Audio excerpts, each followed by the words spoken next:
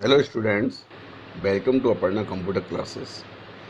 आज का हमारा टॉपिक है कंप्यूटर की पीढ़ियाँ, यानी कंप्यूटर की विभिन्न प्रकार की जनरेशन्स को समझाइए। जैसा कि हम जानते हैं, कंप्यूटर का विकास बहुत समय पहले हो चुका था, लेकिन कंप्यूटर का हकीकत में विकास 1946 के बाद हुआ था। बहुत सी किताबों में यह जानकारी आपको 1942 के नाम के सन से भी दी जाती है।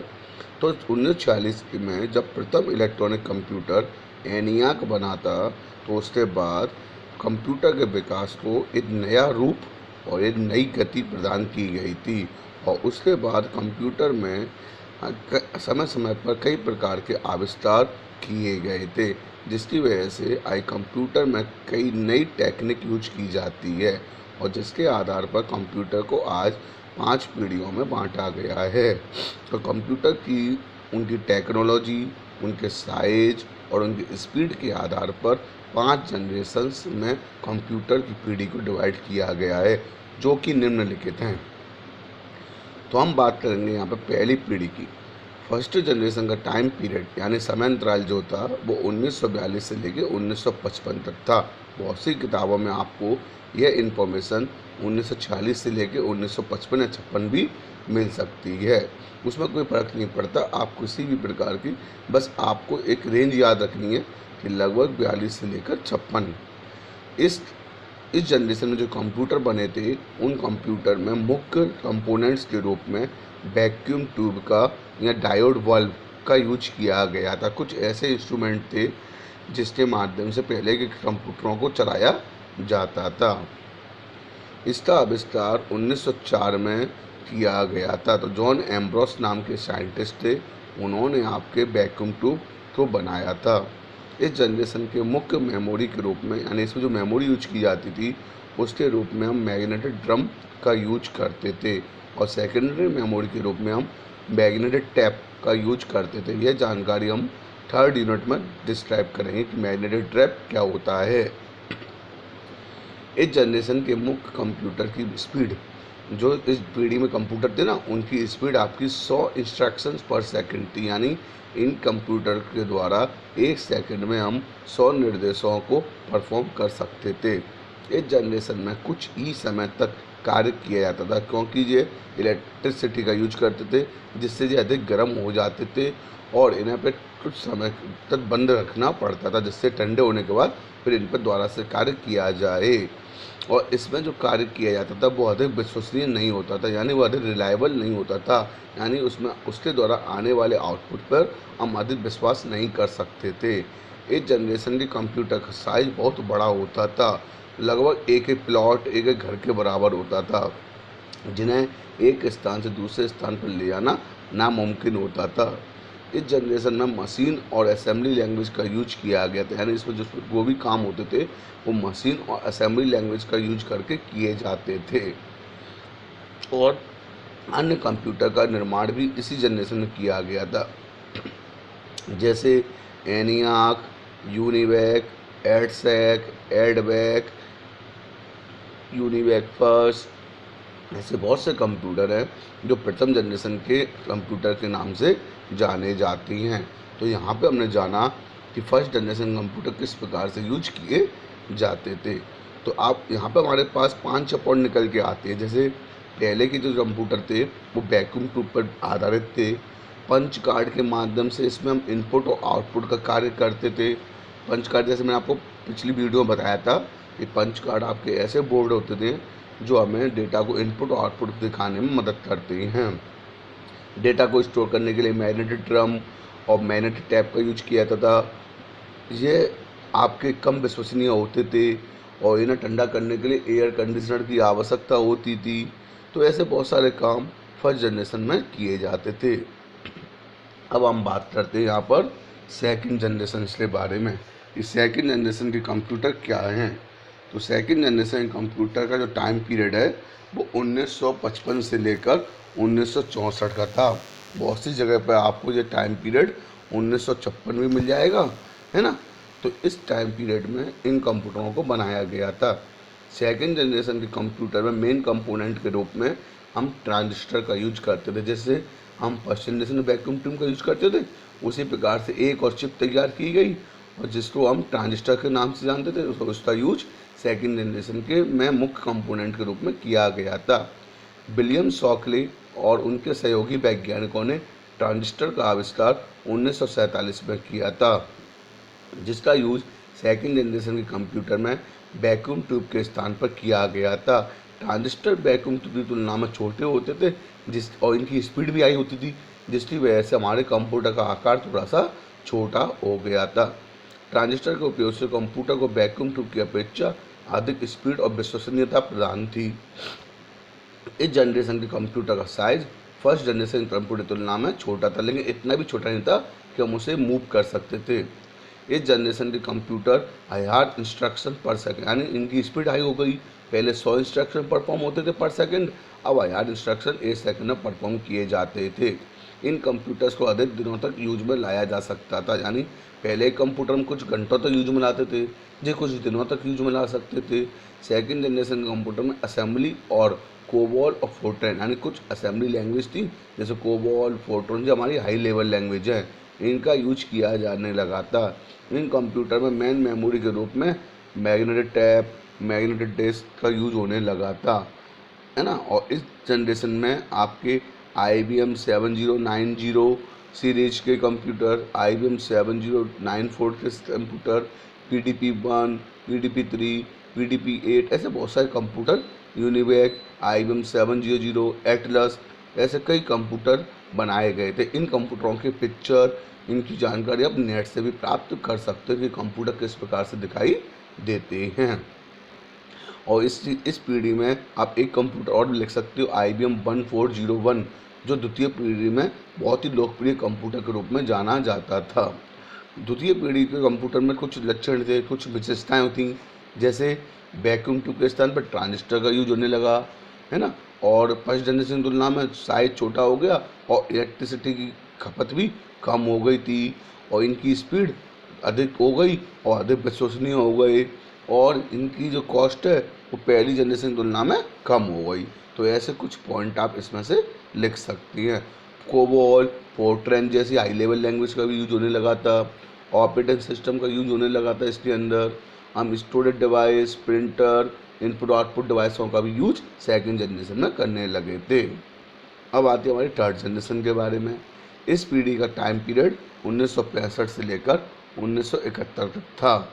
इस जनरेशन में कंप्यूटर का साइज सेकेंड जनरेशन की तुलना में और भी छोटा हो गया था। इस जनरेशन कंप्यूटर को हम मिनी कंप्यूटर के नाम से भी जानते थे। इस जनरेशन के कंप्यूटर की स्पीड मिलियन इंस्ट्रक्शन पर सेकंड हुई। पहले 100 थी, 1000 हुई, अब मिलियन इंस्ट्रक्शन का यूज होने लगा एक सेकंड में। यह कंप्यूटर अधिक विश्वसनीय होते थे। यह कंप्यूटर लगभग कुछ हफ्तों का यूज किए जाते, यानी इन्हें हम बिना रुके लगातार कई हफ्तों तक चला सकते थे। इस जनरेशन की कंप्यूटर की कीमत सेकेंड जनरेशन कंप्यूटर की तुलना में कम होती थी। इस जनरेशन में हाई लेवल लैंग्वेज का यूज, जैसे फोर्ट्रैन, कोबॉल, बेसिक, पास्कल, सी लैंग्वेज आदि का यूज होने लगा था। इस पीढ़ी के कंप्यूटर में मेन कंपोनेंट के रूप में हम IC यानी इंटीग्रेटेड सर्किट चिप का यूज करते थे, जिसे हम इंटीग्रेटेड सर्किट के नाम से जानते थे। और इसके भी SSI और MSI टेक्नोलॉजी का यूज किया जाता था, यानी स्मॉल स्केल इंटीग्रेटेड सर्किट और middle scale integrated circuit. IC का आविष्कार जैक कैल्वी के द्वारा किया गया था 1957 में। तो जैक कैल्वी ने आपके IC का आविष्कार किया, और जो IC थी वो अधिक पावरफुल होती थी, जिसकी वजह से हमारे कंप्यूटर की स्पीड बढ़ गई और उसका साइज भी कम हो गया। मेन मेमोरी के रूप में इसमें मैग्नेटिक कोड का यूज करने लगे। सेकेंडरी मेमोरी के रूप में इसमें मैग्नेटिक टैप का यूज करने लगे, मैग्नेटिक डिस्क का यूज होने लगा था।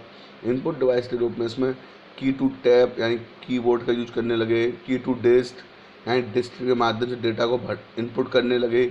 आउटपुट मीडिया के रूप में हम प्रिंटेड रिपोर्ट यानी प्रिंटर का यूज होने लगा था, वीडियो डिस्प्ले का यूज होने लगा, जिससे हम इन्फॉर्मेशन को देख सकते थे, है ना।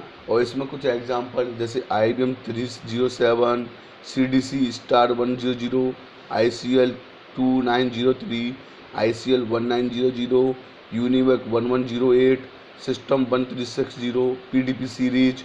तो ऐसे बहुत सारे प्रकार के कंप्यूटर इस जनरेशन में डेवलप किए गए थे। तो इसमें आपके जो ICL कंपनी के कंप्यूटर हैं वो अधिक पॉपुलर कंप्यूटर हुआ करते थे। तो इसमें भी कुछ विशेषता निकल के आई, जैसे इसमें एक इंटीग्रेटेड सर्किट का यूज होने लगा था, यानी एक प्रकार का बहुत ही छोटी चिप के माध्यम से कंप्यूटर को कंट्रोल किया जाता था। प्रथम और सेकंड जनरेशन की तुलना में इनका साइज छोटा हो गया, वजन भी कम हो गया। इस कंप्यूटर को हम एक स्थान दूसरे स्थान पर ले जा सकते थे। इनकी स्पीड और विश्वसनीयता अधिक हो गई, इनका मेंटेनेंस आसान हो गया और इसमें हाई लैंग्वेज का यूज बड़े पैमाने पर भी होने लगा था। तो ऐसे थर्ड जनरेशन में हमारे कंप्यूटरों में बहुत सारा सुधार आ गया था। अब बात करते हैं फोर्थ जनरेशन के बारे में। इस जनरेशन का टाइम पीरियड 1971 से लेकर 1989 तक था। बहुत सी किताबों में आपको 1995 भी मिल सकता है। वर्तमान में इन कंप्यूटर में मेन कंपोनेंट के रूप में VLSI और LSI यानी लार्ज स्केल इंटीग्रेटेड सर्किट और very large scale integrated circuit का यूज किया गया था, जो लगभग 3 लाख ट्रांजिस्टर के बराबर के सर्किट को 1 इंच के 1/4 भाग में समाहित करता था। यानी जो आपके पहले ट्रांजिस्टर होते थे उनकी जो साइज था उसका भी 1/4 भाग में हम VLSI और LSI को ही यूज करते थे और इसमें लगभग 3000 ट्रांजिस्टर के बराबर की क्षमता होती थी। इस आविष्कार से पूरी सेंट्रल प्रोसेसिंग यूनिट एक छोटी सी चिप में आ गई थी और जिससे हम माइक्रो प्रोसेसर के नाम से जानते थे। और इस माइक्रो प्रोसेसर के द्वारा जो कंप्यूटर बनाए जाते थे, यहाँ पे ऐसा बोल सकते हैं कि जिन कंप्यूटर में माइक्रो प्रोसेसर का यूज किया जाता था उन कंप्यूटरों को हम माइक्रो कंप्यूटर के नाम से भी जानते थे। इस जनरेशन के कंप्यूटर में सेकेंडरी स्टोरेज के रूप में हम magnetic disk, floppy disk, magnetic bubble, optical disk आदि का यूज किया जाने लगा था। इन जनरेशन के कंप्यूटर का साइज बहुत छोटा हो गया था, जिसे हम एक टेबल पर रखकर भी चला सकते थे। इस जनरेशन में कंप्यूटर की स्पीड को आपकी करोड़ इंस्ट्रक्शन पर सेकंड यानी 1 करोड़ इंस्ट्रक्शन हम एक बार में परफॉर्म कर सकते थे। इस जनरेशन के कंप्यूटर अधिक विश्वसनीय होते थे। इन जनरेशन में इम्प्रूव्ड हाई लेवल लैंग्वेज यानी और हाई टेक्नोलॉजी की हाई लेवल लैंग्वेज जैसे C++, RPG, SQL, जावा आदि का यूज किया जाने लगा था। RPG आपकी रिपोर्ट जनरेशन लैंग्वेज, जैसे बहुत सारी लैंग्वेज में बनाई गई थी। आउटपुट डिवाइस के रूप में हम वीडियो डिस्प्ले और प्रिंटर का यूज किया जाने लगा था। एल्टर 8800 सबसे पहला माइक्रो कंप्यूटर के नाम से जाना जाता है, जिसे MITS नामक कंपनी ने बनाया था। और इसके अलावा इसमें क्रेटो, XMP, IBM 3090, IBM 600, एल्टर 880 जैसे बहुत सारे कंप्यूटर 4th जनरेशन की कंप्यूटर के नाम से जाने जाते थे। इसमें हम ऑपरेटिंग सिस्टम का यूज करते थे, इसमें हम बेसिक लैंग्वेज का यूज करते थे, ऐसे बहुत सारे कार्य इसमें किए गए थे। और इसमें जो पहला माइक्रो प्रोसेसर बना था उसे हम इंटेल 4004 के नाम से जानते थे और जिसमें आपकी 4 बिट लेंथ वर्ड लेंथ का यूज किया जाता था। तो ऐसे इंटेल कंपनी ने पहला माइक्रो प्रोसेसर 4004 बनाया था। इसके बाद इंटेल के कई माइक्रो प्रोसेसर आज मार्केट में अवेलेबल हैं। चलिए नेक्स्ट, अब आता है हमारे पास इसके सामने फिफ्थ जनरेशन क्या होती है। तो फिफ्थ जनरेशन का टाइम पीरियड आपका 1990 से लेकर प्रेजेंट एंड फ्यूचर है, यानी 1995 से लेकर अभी और आगे भी फिफ्थ जनरेशन का यूज किया जा रहा है। इस पीढ़ी के कंप्यूटर का साइज बहुत ही छोटा होता है। कंप्यूटर की स्पीड भी बिलियन इंस्ट्रक्शन पर सेकंड होती है। इनकी गति पिको सेकंड में मापी जाती है। पिको सेकंड मैंने आपको बताया था जब अपन ने कैरेक्टरिस्टिक्स ऑफ कंप्यूटर पढ़ा था, उस वीडियो में मैंने आपको पिको सेकंड के बारे में बताया था। यह कंप्यूटर अधिक विश्वसनीय होते हैं और इन कंप्यूटर की कॉस्ट बहुत कम होती है। इन जनरेशन के कंप्यूटर में आर्टिफिशियल इंटेलिजेंस यानी कृत्रिम बुद्धि यानी ऐसे दिमाग की खोज की जाती है जिसमें मशीनों को हम इंसानों की तरह बनाते हैं। इसकी खोज अभी भी चल रही है, यानी ये भी अभी प्रयासरत है। LISP और प्रोलॉग जैसी लैंग्वेज का यूज किया गया था, यानी इसमें फिफ्थ जनरेशन आपकी लिस्ट प्रोसेसिंग और प्रोग्रामिंग इन लॉजिक आदि लैंग्वेजों का यूज किया जाता है। मेन कंपोनेंट के रूप में ULSI चिप का यूज किया जाता है। Ultra large scale integrated circuit chip का यूज हम करते हैं। और मेन मेमोरी के रूप में इसमें हम ऑप्टिकल डिस्क, फ्लैश ड्राइव और आपके कार्ड, मैग्नेट डिस्क आदि का यूज किया जाता है। इस प्रकार की जनरेशन में हम parallel processing, knowledge information system आदि के नाम से जानते हैं। इनपुट मीडिया के रूप में हम speech recognition, input device, output device, voice recognition आदि का यूज करते हैं। इसमें हम graphics card, display, voice response ऐसे बहुत सारी डिवाइसेस में यूज की जाती हैं। Laptop, palm top, notebook, PDA ये आपके फिफ्थ जनरेशन के उदाहरण हैं। तो फिफ्थ जनरेशन में हमें कुछ और बातें हैं, जैसे इसमें हम कंप्यूटर का आकार, प्रकार और गणना करने की क्षमता, मेमोरी क्षमता आदि को चेंज कर दिया गया है। इसमें हम नेटवर्क, इंटरनेट आदि सुविधाओं का यूज कर सकते हैं। इसमें हम आर्टिफिशियल इंटेलिजेंस का यूज करते हैं। मल्टीमीडिया टेक्नोलॉजी भी या मल्टीमीडिया कंपोनेंट का यूज भी हम फिफ्थ जनरेशन कंप्यूटर में कर सकते हैं। इसमें ऊर्जा की खपत बहुत कम होती है और ये अधिक विश्वसनीय होती हैं। इसमें multi programming, multi processing, parallel processing आदि क्षमताओं को शामिल किया गया है। इसमें हम एम्बेडेड सिस्टम का भी यूज करते हैं, यानी सभी कंपोनेंटों को हम एक साथ मिलाते हैं।